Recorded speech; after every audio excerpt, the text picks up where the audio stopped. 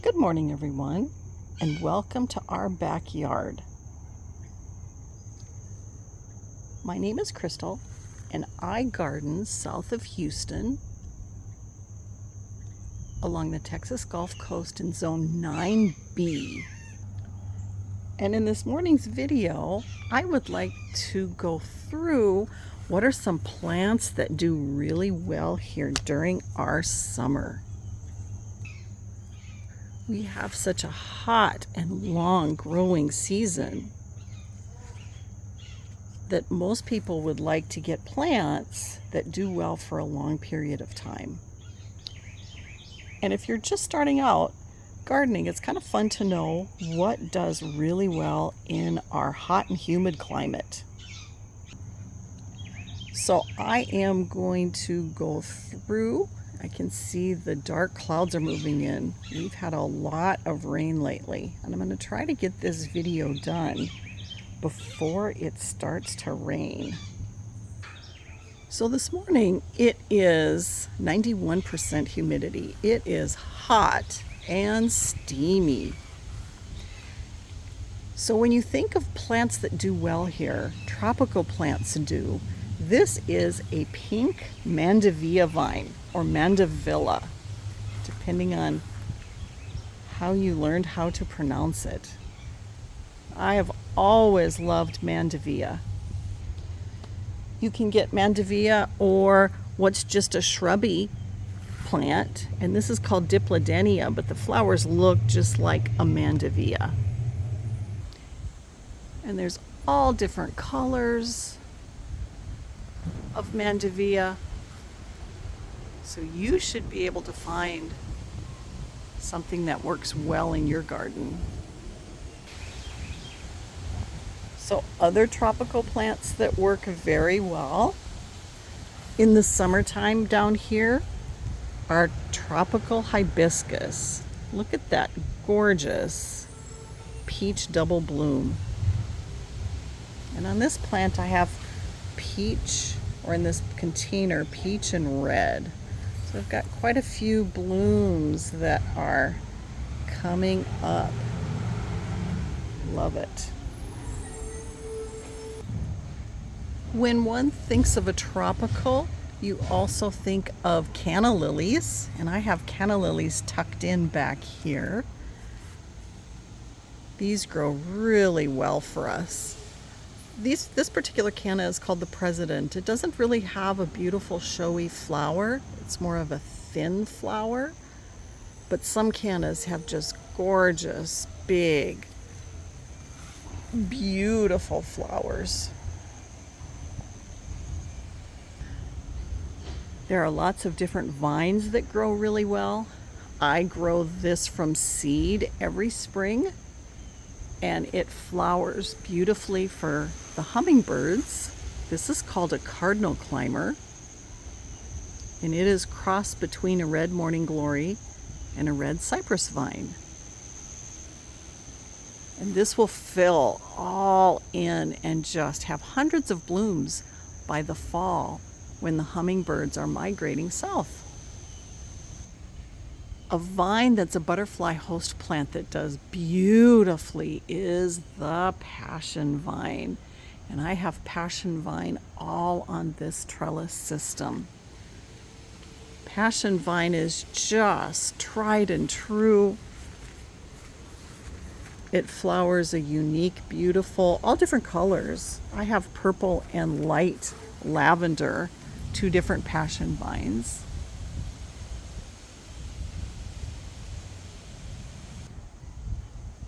And the native coral honeysuckle does really well for us in hot, humid weather. It's not only a host plant for butterflies and moths, but it also produces berries. I don't have any, oh, here's starting to get red, but it produces berries for the birds and a shelter, and they love to come in here.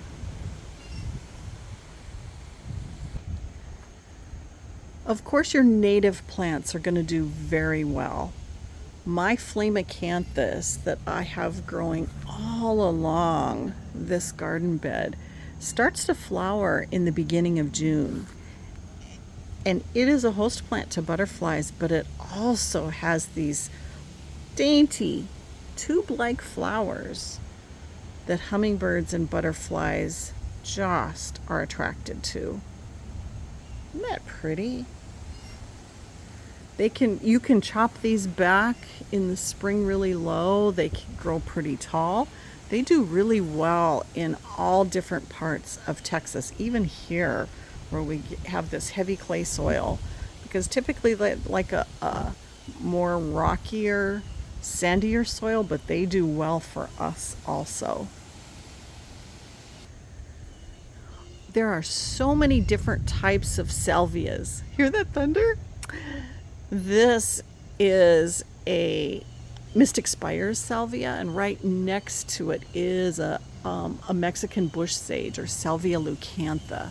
Salvia does beautiful for us all summer long, and there's so many different types of salvias that you should be able to go into your local garden center and find salvias that do really well in your area. I have all different types of salvias. This happens to be a Salvia nemorosa and called Rose Marvel. And there's just tons of different types of salvias. Two plants that do spectacularly through us for the summer are lantana.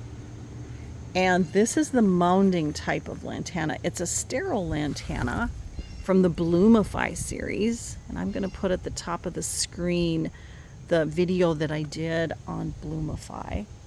I highly recommend this unless you're trying to get a lantana that sprawls and spreads out. I planted these two lantana. I planted those this spring, and they're growing beautifully. Right next to that, another plant that is such a workhorse for us all summer long and takes the heat like a champ is a penta.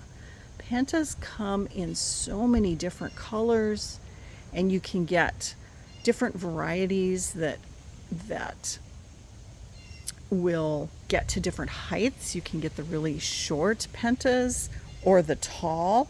This is from the Butterfly series, these pink pentas, and they're supposed to get up to 2 feet tall. If I could find the Heirloom series, I would just be ecstatic, because those are the ones the butterflies absolutely love the most.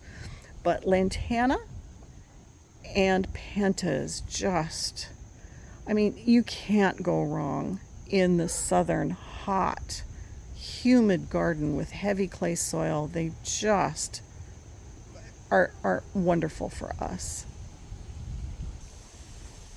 Another plant that does really well is a coneflower. These coneflowers are from the Cheyenne Spirit series. Look at this color. I love the different colors that the plants will grow into. Oh, isn't that gorgeous? And the wonderful thing about a coneflower is not only do butterflies love them, they have such a wonderful landing pad for a butterfly to land on. And then these seeds, songbirds absolutely love to eat. So when we have, especially finches, they love coneflower seeds. When we get them in the winter, they always come down and clean out my coneflower. And there's so many different colors. This is a white coneflower. It's from the Powwow series. This is a shorter coneflower. This is Powwow wildberry. It's getting kind of overshadowed here from all of my fennel.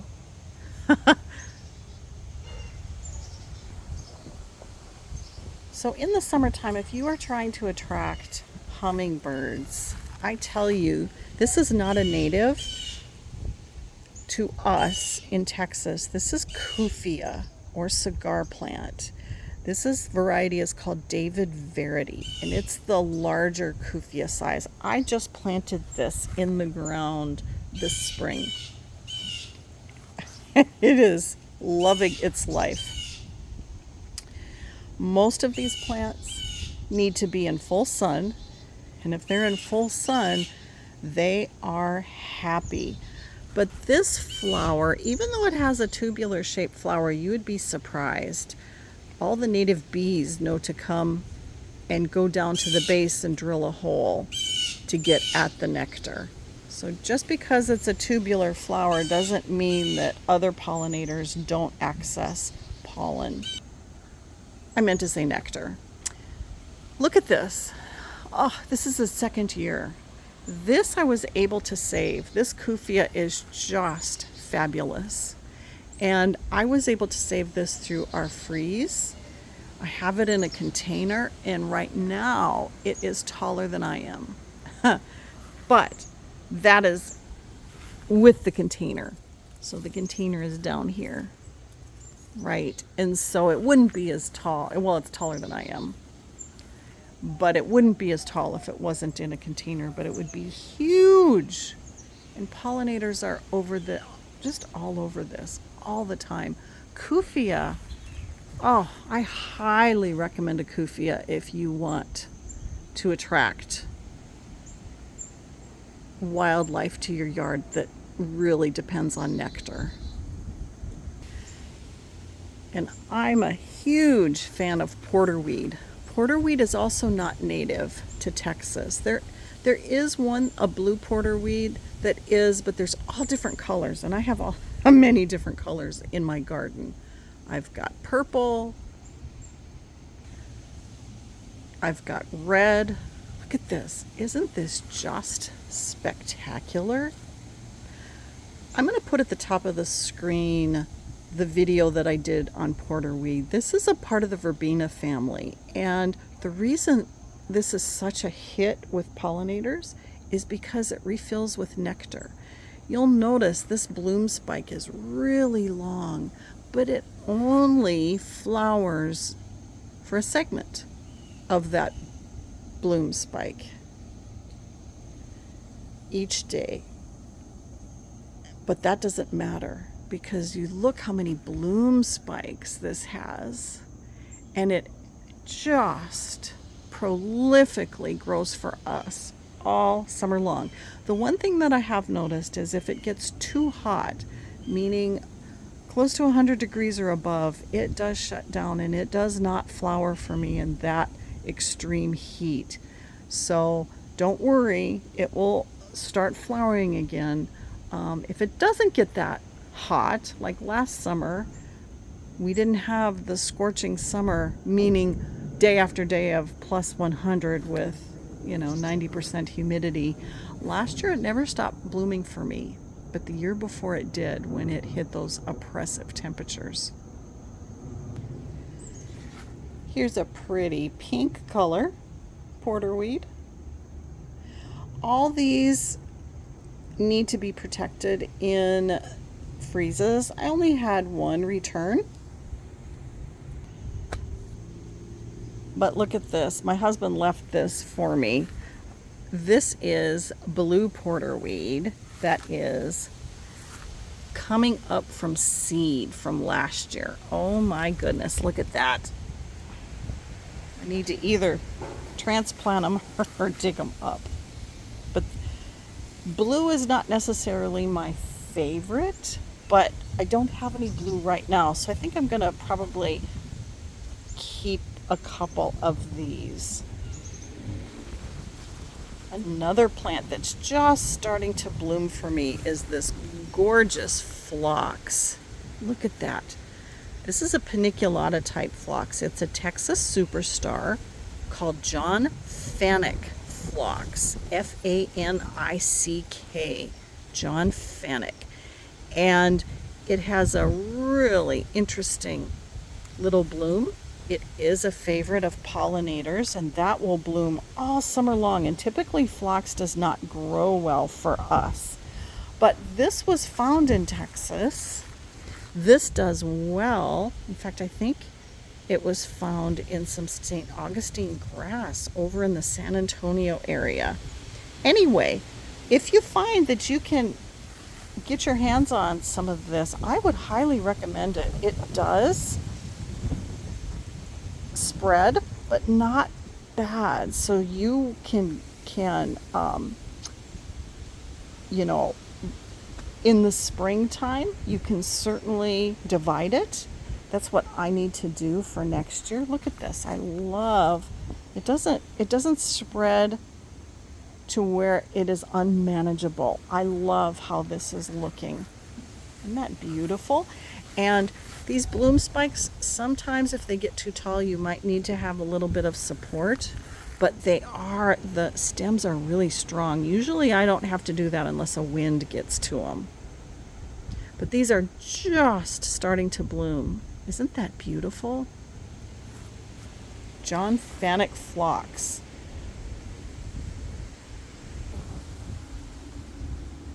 And of course I have to include firebush. Firebush is phenomenal for us. This bloom attracts so many pollinators. I have two different types of firebush here. You can see the larger leaf firebush. It's getting a little bit windy. Sorry about that. And then I have the smaller leaf. The smaller leaf flowers for me more prolifically because there's so many more tips on it, but that doesn't mean this large leaf doesn't. The blooms are typically, the bloom areas are larger and then the berries are bigger. This also produces berries that the birds love. Look at it, it's really getting windy. Another native that does really well for us is the Turk's cap.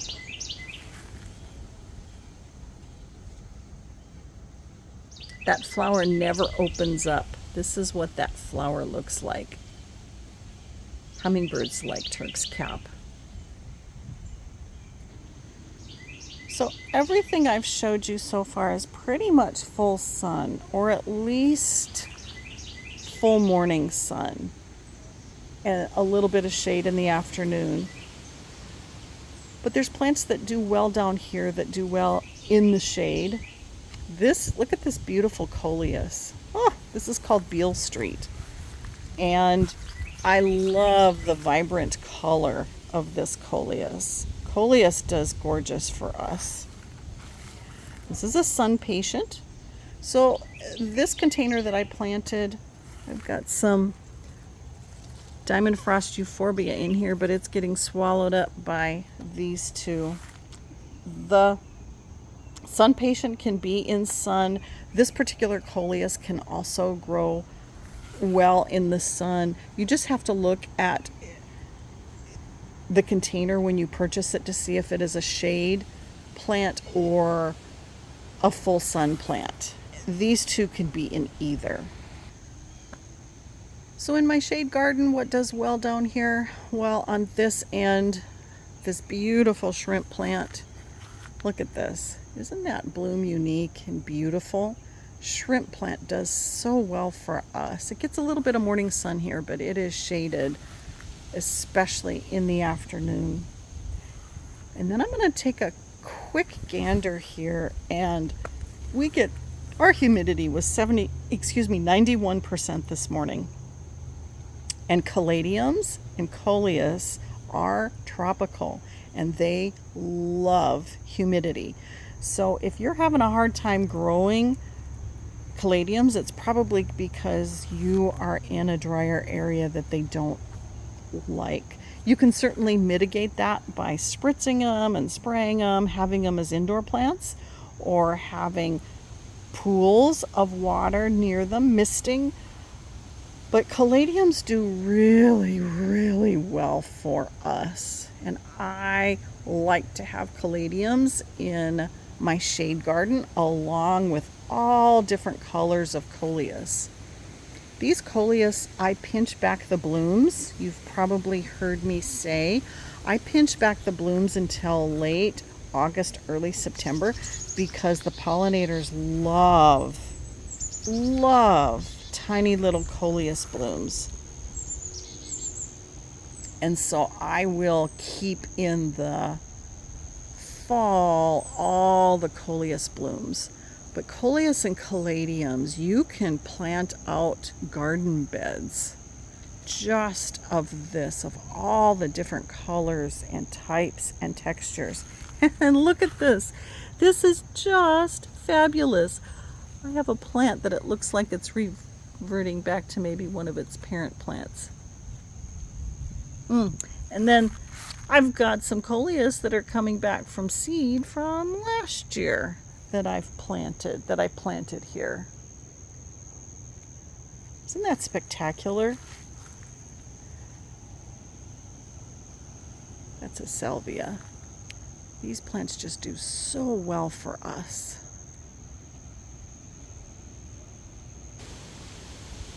So I try to plant plants that do well over multiple growing seasons. I don't like to switch out plants a lot during the year. So I try to have plants, especially perennials. My coleus are easy to propagate and grow. Oh, I hear it's raining. But I try to get plants that do well for us for a long period of time. Well, it is raining just when I was finishing up. Thank you for joining me. Let me know what works really well in your summer gardens. What plants just are tried and true and grow spectacularly for you. Well, the rain has chased me away, but I thank you for joining me today, and I hope you have a wonderful day.